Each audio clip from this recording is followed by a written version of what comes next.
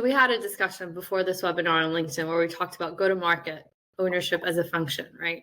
Is that a RevOps or is that a FP&A responsibility? And how do you make sure that these two functions are working well together to make sure that there's enough coverage, but also that you're not stepping on each other's toes and doing the work twice? Who do you want to jump into this, Joyce? So otherwise, Paul and I will get into a battle yet. Okay, Tony, go ahead since you started.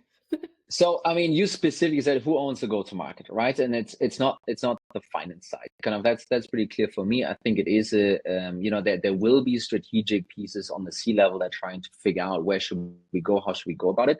But kind of owning the function that sits with, it might be the CRO. I think there's also on the commercial side a big conversation who actually their owns go-to-market, excluding finance. Kind of, is it the CEO? Is it the CRO? Kind of, who is that?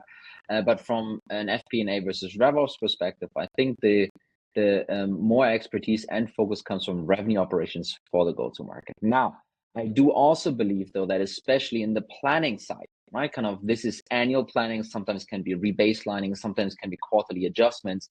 I think both of those roles need to come together and really kind of in unison think about what is possible from a bottoms-up perspective on the revenue side, but also what can be paid for and what is circling enough cash back to the business in order to achieve all the other targets that finance is trying to achieve, almost, fundability, staying cash flow, all of these things that need to be thought into this.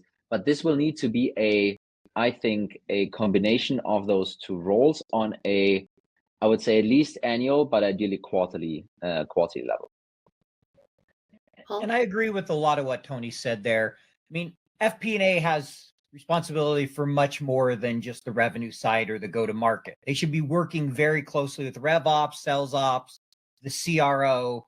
They, in some ways, are almost like that neutral party kind of policeman sometimes of validating the data, sense checking it, digging into it, and coming at it from that finance perspective to say, hey, is this realistic or is it too low? Or I think often they can bring in that neutral perspective and really help enrich the conversation, but it has to be a partnership. It shouldn't be a us versus them type of thing and working together. So as a general rule, I'd say FP&A doesn't own RevOps. I've seen some companies or, go to market where they've put it under FP&A, and you can make an argument that maybe it belongs there depending on what you want to accomplish.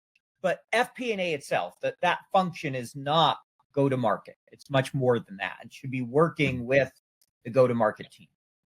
And to Paul's point, so we did a little bit of studying this issue, and almost 40% of RevOps teams actually sit under the CFO, right? Mm-hmm. So it's very not uncommon. It's almost like close to the majority of RevOps teams that actually sit under finance. I think the benefits I see there, these folks tend to be way more strategic. They tend to be thinking way more about some of the investor metrics that Paul and the CFOs are thinking about, and kind of aligning to that is really great.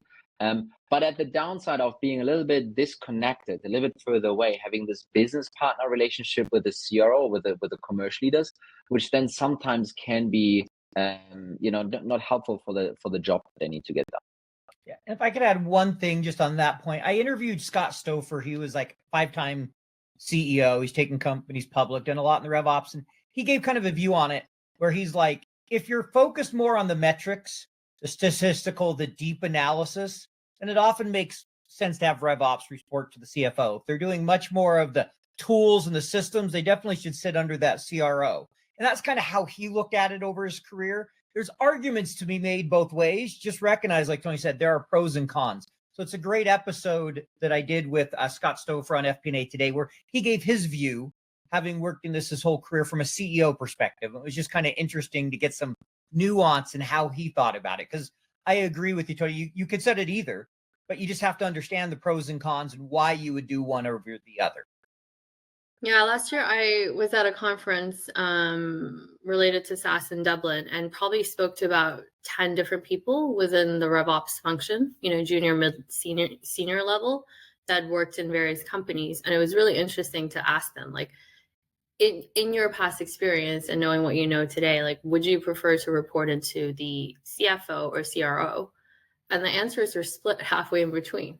So, there is no, I think to your point, like there is no right or wrong answer. It's not so black and white. It just depends a lot on where the business is, what are the key objectives around, growth, value, other skill sets around the team, and also the stage of the business.